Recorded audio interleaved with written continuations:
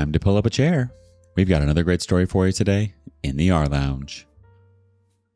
Everyone expects the newborn phase to be chaotic. Sleepless nights, crying fits, questioning every life choice at 3 a.m. What no one warns you about is the possibility that your biggest postpartum challenge won't be the baby. It'll be your mother-in-law. Today in the rLounge, it starts with a labor room invasion and somehow escalates all the way to restraining orders.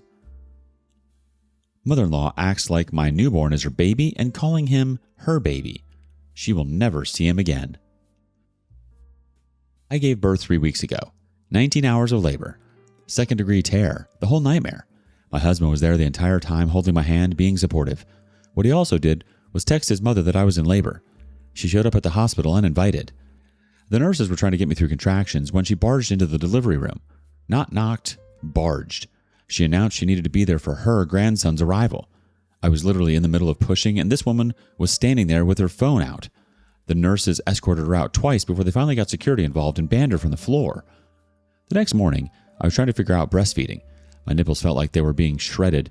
The baby wasn't latching right, and I hadn't slept in over 24 hours. She showed up at 7 in the morning, just walked right in. I was in the bathroom trying to clean myself up when I heard her cooing. I came out and she had my son out of the bassinet, holding him against her chest. I asked for him back because he needed to eat. She looked at me and said her baby wasn't hungry yet, and she'd know when to give him back. I was too exhausted to process what she'd actually said. I just took him from her arms and tried to get him to latch while she sat there watching me struggle. We brought him home 2 days later. She was in our driveway when we pulled up. My husband had given her a key to our house months earlier for emergencies. She'd used it to let herself in and set up an entire corner of our living room with a rocking chair, blankets, bottles, and a changing station. She announced she'd be staying for the first month to help. I looked at my husband. He just shrugged like this was completely normal. That first night home, I woke up at 3 in the morning to pump. The bassinet next to our bed was empty. I panicked. I searched the entire house and found her in the guest room with my son, bottle feeding him formula. She'd gone out and bought formula without asking either of us. I told her I was exclusively breastfeeding. She said her baby needed a full stomach and breast milk clearly wasn't enough since he was crying so much. I took him back and she pouted the rest of the day. Literally pouted like a child who'd had a toy taken away. It got worse. She started responding to every cry before I could get to him. Every single time.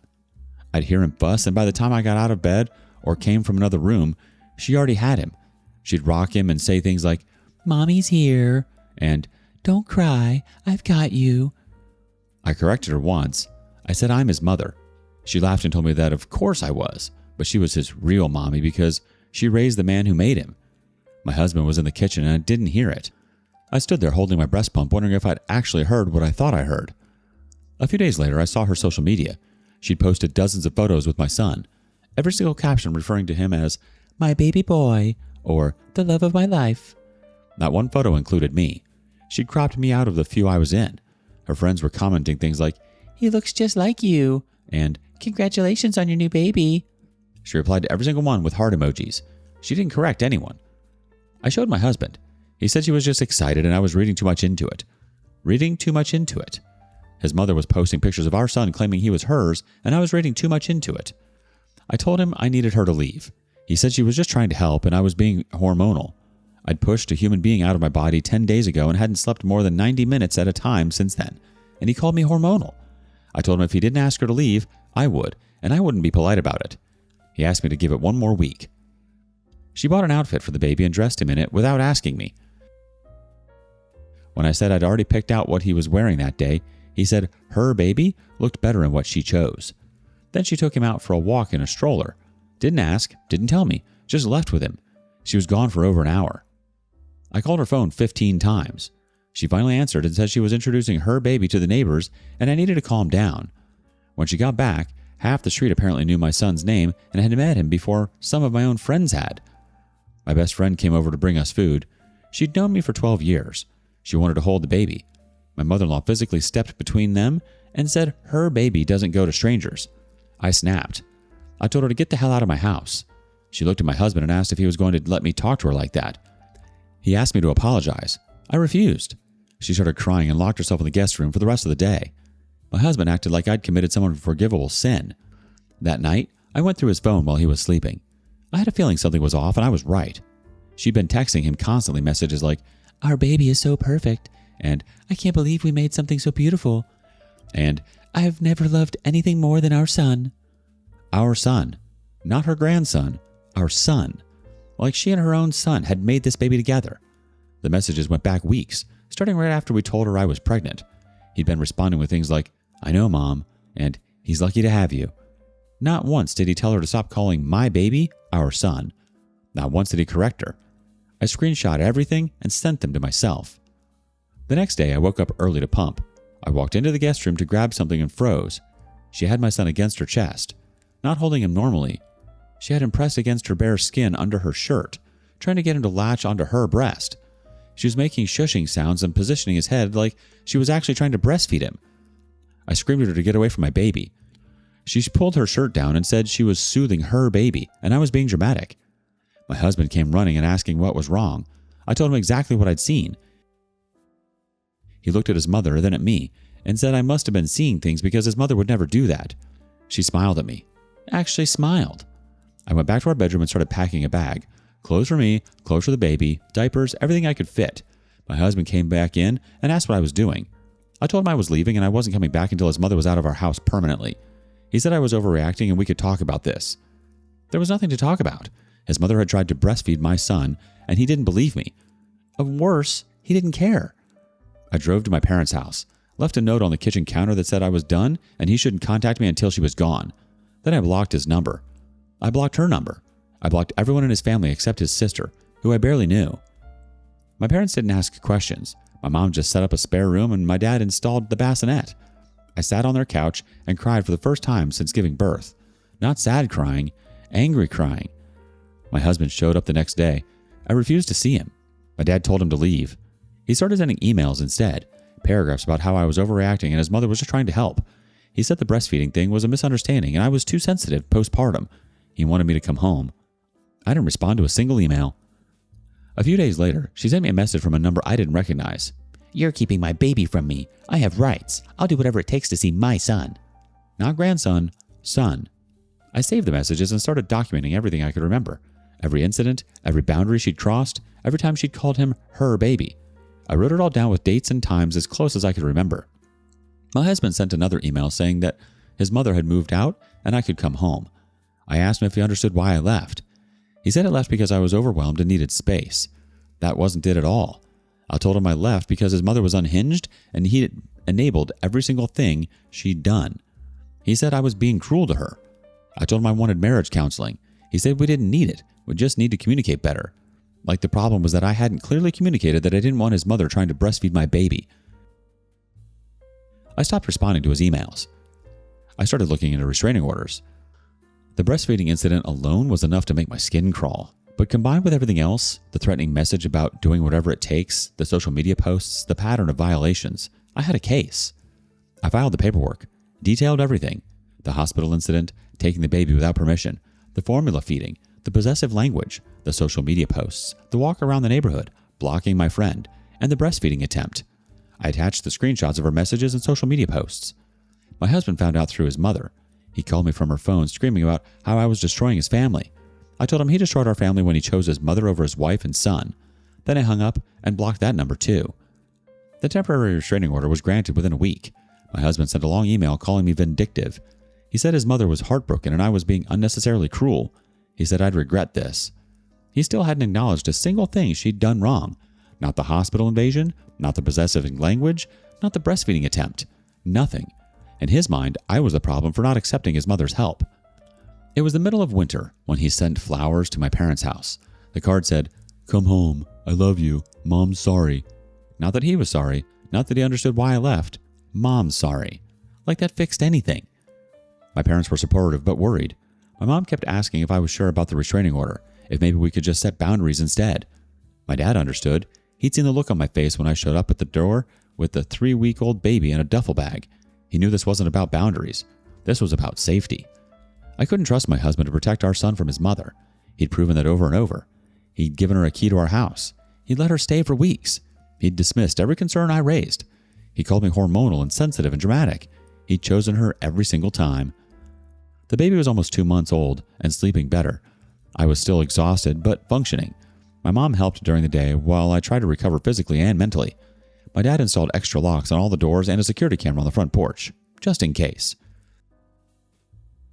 I kept waiting for my husband to have some kind of revelation, to send an email saying he finally understood, that he'd talked to a therapist or a friend or anyone who'd explain how messed up his mother's behavior was. But the emails kept coming and they were all the same. I was overreacting. His mother just loved her grandson.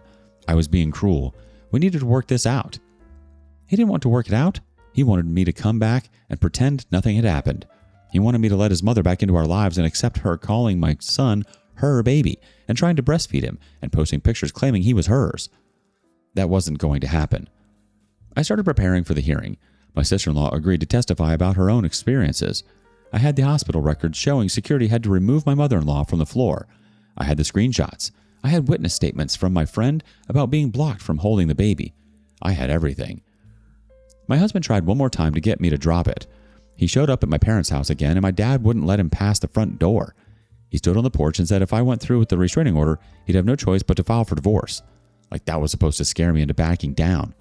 I told him through the door to do what he needed to do. He stood there for a minute like he was waiting for me to change my mind. Then he left. The hearing was scheduled for a few weeks out. In the meantime, I had to figure out what I was doing with my life. I couldn't stay at my parents' house forever. I needed to think about custody and divorce and all the things I never thought I'd be dealing with 2 months after giving birth. But the one thing I knew for sure was that his mother would never see my son again. Not at holidays, not at birthdays, not ever. She'd lost that privilege when she decided he was her baby instead of mine. And my husband had lost his chance to be a real father when he chose to enable her instead of protect his own child. The restraining order was just the beginning. This is genuinely disturbing, and you're not overreacting. What your mother-in-law did crossed so many boundaries that it stopped being about help very early on and became a safety issue. Showing up uninvited during labor, taking your newborn without permission, refusing to give him back, calling yourself his mother, and especially attempting to breastfeed him are not normal grandparent behaviors. Those are alarming actions that would unsettle any normal parent. Update. The restraining order hearing happened about a week after my last post. I showed up with my folder of evidence and my sister-in-law. My ex-husband and his mother showed up together, which should have told me everything I needed to know about where his priorities were. She brought her own folder. I watched her pull it out and hand it to her attorney. When it was her turn to present, I found out what was in it. Printed copies of her own social media posts, the ones where she was holding my son and calling him her baby. She was using her own boundary-violating behavior as proof that she had an established relationship with him and deserved access.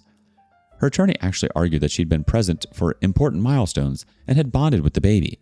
The judge asked which milestones. She listed his birth, which she'd been escorted out of, his first day home, which she'd invaded, his first week, which she'd spent steamrolling over every boundary I'd set. Then he asked her directly why she referred to her grandson as her baby in multiple posts and text messages. She said it was just a term of endearment, just a normal thing grandmothers say. The judge pulled up one of the screenshots where she'd responded to someone congratulating her on her new baby, with heart emojis, and asked why she didn't correct them. She said she didn't think it was necessary to correct every person who misunderstood.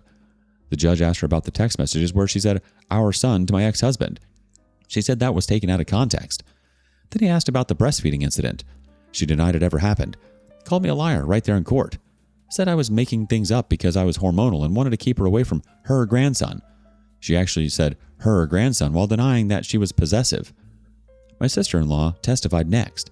She told the court about her own experiences, about the time her mother showed up at the hospital uninvited and tried to catch her daughter during delivery, about years of referring to her grandchildren as my babies to the point where her own husband had to get involved, about the obsessive behavior that eventually forced her to cut contact completely. She brought her own evidence, text messages from years ago where their mother said things like, "I need my baby," and "you're keeping my daughter from me" about her granddaughter. The judge asked my ex-husband if he had anything to say. He stood up and said I was being vindictive because I didn't like his mother, that she was just excited about being a grandmother, and I was punishing her for being enthusiastic. He said the breastfeeding thing never happened and I was making it up to turn everyone against his family. The judge asked him if he was in the room when it happened. He said no. The judge asked how he could be certain it didn't happen if he wasn't there. He didn't have an answer.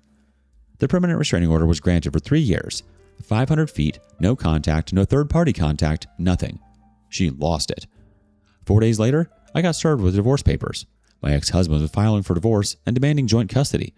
The paperwork cited irreconcilable differences. His mother had clearly convinced him this was the right move. Fine. I got my own representation and prepared for another fight. Discovery started, and my representative requested all communication between him and his mother. What came back was worse than what I'd already seen. She'd been coaching him on what to say to me from the beginning, telling him how to handle me.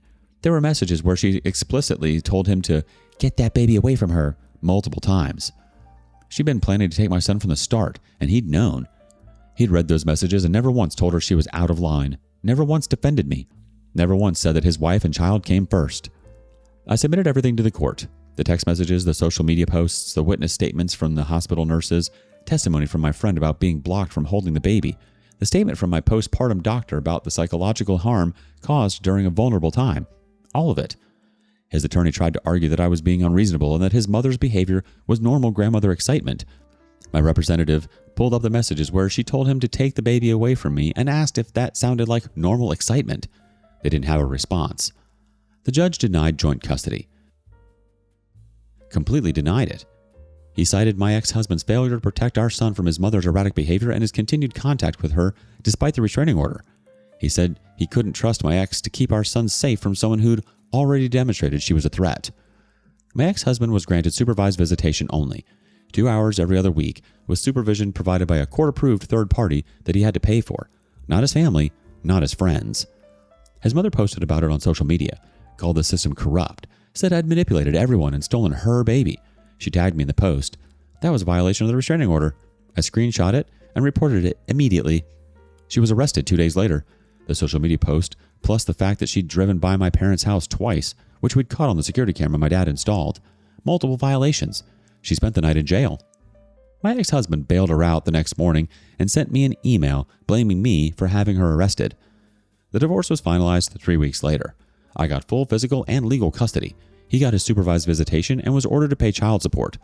The settlement included a clause that our son was not to have any contact with his paternal grandmother, and any violation would result in immediate suspension of his parenting time. He signed it. He didn't have a choice at that point. Bringing printed copies of her own post to court as evidence of entitlement is telling. She didn't see those captions as inappropriate because to her, they weren't. In her mind, that was her baby. The fact that she doubled down in front of a judge instead of showing even a hint of self-awareness speaks volumes. And then there's your ex. Even in court, even when asked directly, he couldn't acknowledge reality unless it aligned with his mother's narrative. The inability, or refusal, to protect his child from someone clearly escalating is exactly why the custody decision went the way it did. And continuing to blame you afterward confirms that he still doesn't understand what went wrong or why. Do you have a similar story? We want to hear it. Share it with us in the comments below. And thank you for joining us today in the rLounge. Be sure to like and subscribe and hit that notification bell so you don't miss out on our next video.